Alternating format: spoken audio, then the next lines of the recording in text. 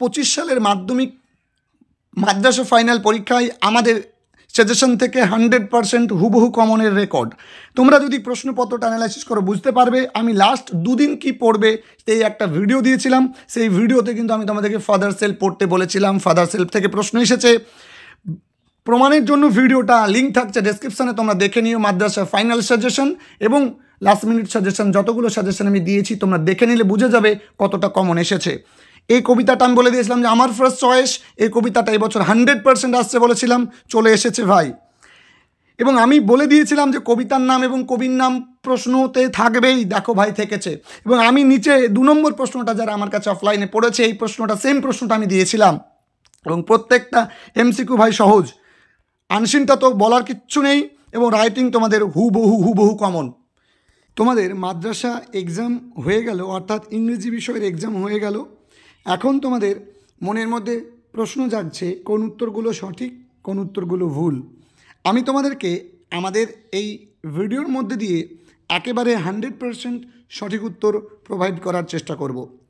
ইতিমধ্যে আমি প্রশ্নপত্র তোমাদের দিয়ে দিয়েছি ইউটিউবে, তাই উত্তরগুলো আমি বলে দিচ্ছি। দেখো এখানে আমি কিছু মার্ক করে রেখেছি উত্তরের ক্ষেত্রে। দেখো সি এর দাগের 1 এবং সি এর দাগের 2, অর্থাৎ যে দুটো সিনোনিম ছিল, যে দুটো ট্রু ফলস ছিল সেই দুটো ট্রু ফলসের সাপোর্টিং লাইন্স, এই দুটো জায়গাকে আমি মার্ক করে দিয়েছি।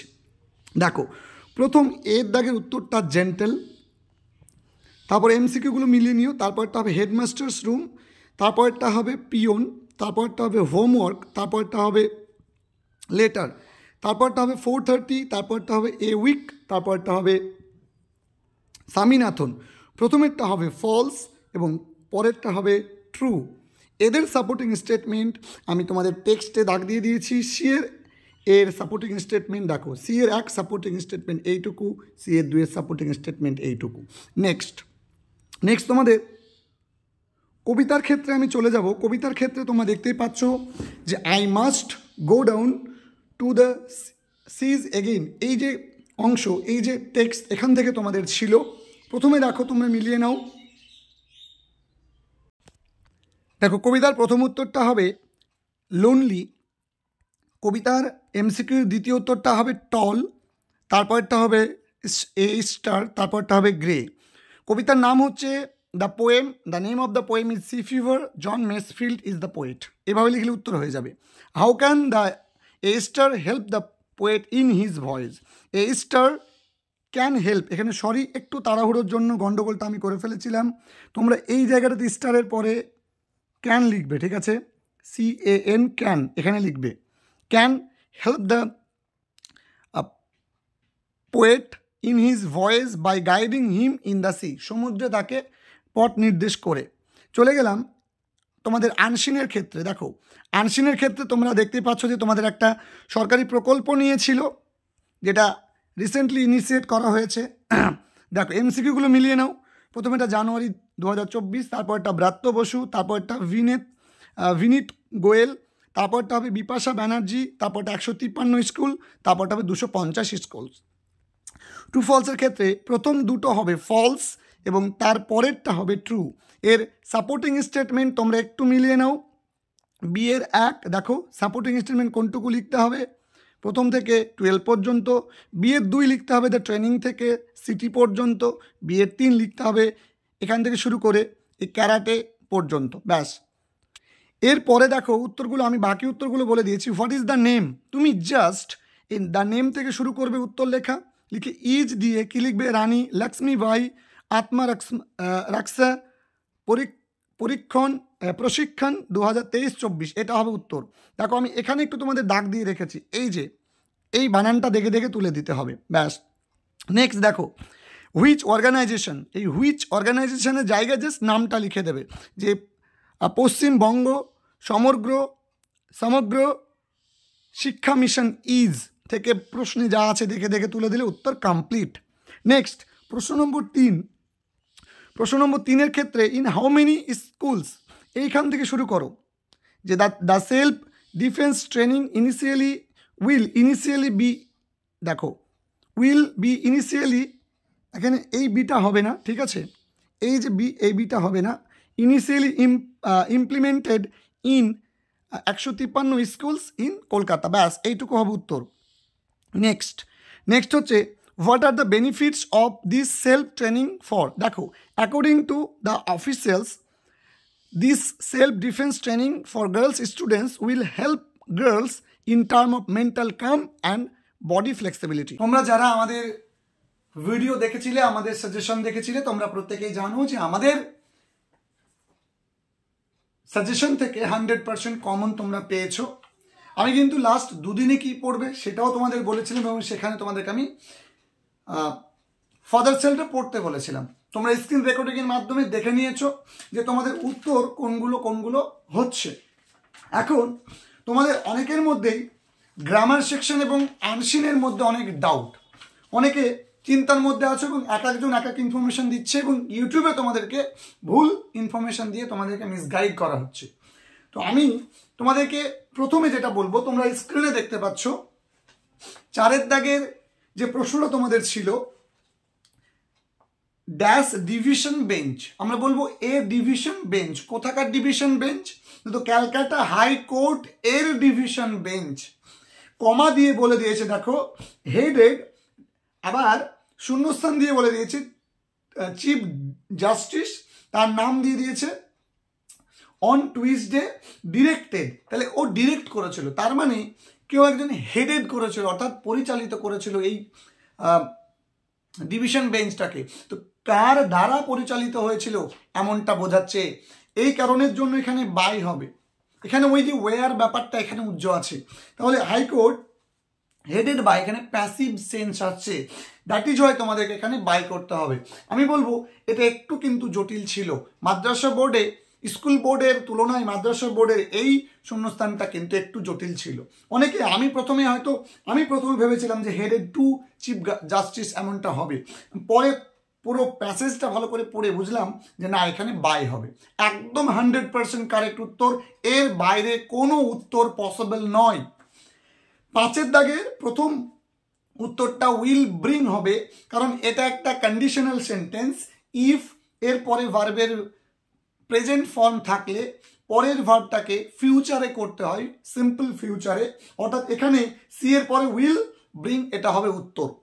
নো সুনার হ্যাড, আমরা জানি হ্যাড থাকলে তারপরে দেখো no sooner had the police arrived on the spot then the thief, এটা কিন্তু উত্তর হবে হিড, HID, হিড, এইটা হবে উত্তর। কেন বলি? কারণ এখানে হ্যাডের পরে V3 দেওয়া আছে, এর পরেরটা কিন্তু তোমাকে V2-তে করতে হবে, পাস্টে করতে হবে।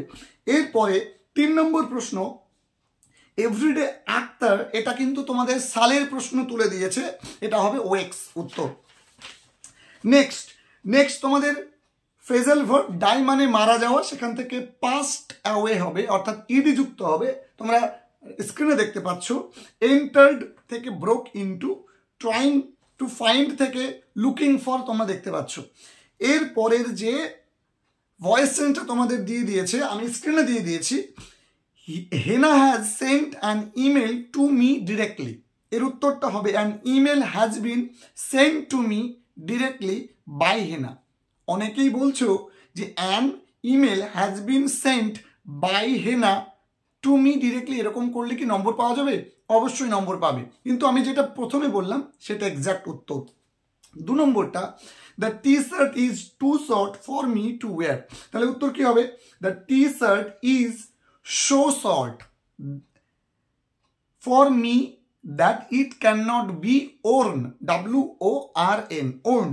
বা তুমি এই উত্তরটা লিখতে পারো এমনভাবে, the T shirt is so short that I can not wear it. এই দুরকম উত্তর পসিবল, দুরকম লিখলেই তুমি নম্বর 100% পাবে।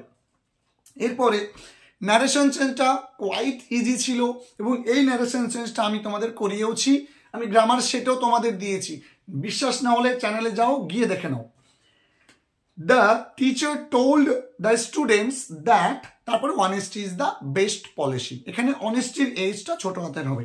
এরপরে মোস্ট ভাইটাল এবং তোমাদের ভুলের জায়গা যেখানে ছিল 8 দাগে ইনিশিয়েটেড, এটা কিন্তু পাস্টে দিয়েছে, সুতরাং এই উত্তরটা তোমাদেরকে করতে হবে ইনঅগুরেটেড। ইনঅগুরেটেড ছাড়া অন্য কোনো উত্তর পসিবল নয়, পসিবল নয়, পসিবল নয়। এরপরে ম্যান্ডেটরি বা অব্লিগেটরি মানে বাধ্যতামূলক। দেখো আরওয়ে মিলে যাচ্ছে, এটা অনেকেই ঠিক করেছো কম্পালসারি। এরপরে প্যাট্রোনেজ। প্যাট্রোনেজ মানে পৃষ্ঠপোষক, পৃষ্ঠপোষক।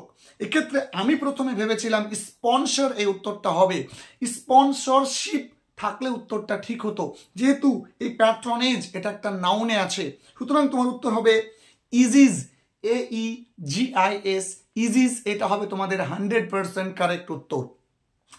এরপরে পাস ইনফরমেশন টু আদার্স, এর উত্তরটা 100% কারেক্ট, মানে কোনো একটা তথ্য অন্যর কাছে পাঠানো। এই উত্তরটা হবে ইমপার্টেড, IMPAR, পার্টিডিটেড, ইমপার্টেড। এবার তোমাদের ডাউট যে স্যার আমরা প্যাট্রোনেজের জায়গায় স্পন্সর করেছে, আমরা কি নম্বর পাবো? দেখো এই জায়গাটাতে তোমরা কিছু নম্বর পেতে পারো বলে আমার ব্যক্তিগতভাবে মনে হচ্ছে, যে তোমরা এখানে হয়তো 50% হলেও নম্বরটা পাবে, মানে পুরো নম্বরটা কাটা হবে না, কারণ স্পন্সরশিপ থাকলে কিন্তু এই উত্তরটা হতো। তাই স্পন্সরে তোমরা নাম্বার পেতে পারো, কিন্তু অ্যাকচুয়াল উত্তর কিন্তু ইজিজ, আমি বলে দিলাম। এরপরে পাস ইনফরমেশন টু আদার্স, এই উত্তরটা যারা ইনস্টিল করেছো, INSTILL, ইনস্টিল করেছো, তাদের উত্তরটা কিন্তু তাদেরটাও হবে। কিন্তু আমি বললাম ইম্পার্টেড 100% কারেক্ট, এটা করলে তোমাদের নম্বর হয়তো পেতে পারো, কিন্তু পাওয়ার সম্ভাবনাটা খুব কম। তো এই চারটে তোমাদের ডাউট ছিল, আমি বললাম। বাকিগুলো তোমরা জানো যে তোমাদের বাকিগুলো মেলানোর প্রয়োজন নেই, কারণ গ্রামার তোমাদের ডক্টর APJ আব্দুল কালাম থেকে রাইটিং ছিল।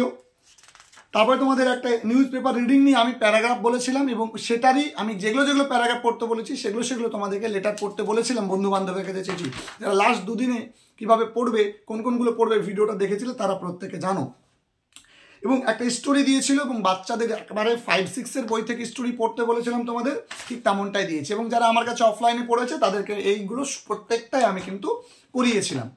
তো আশা করি তোমরা উপকৃত হলে, সঠিক এবং 100% কারেক্ট উত্তর পেয়ে দেখা হবে তোমাদের সঙ্গে পরবর্তী ভিডিওতে। প্রত্যেকে ভালো থেকো।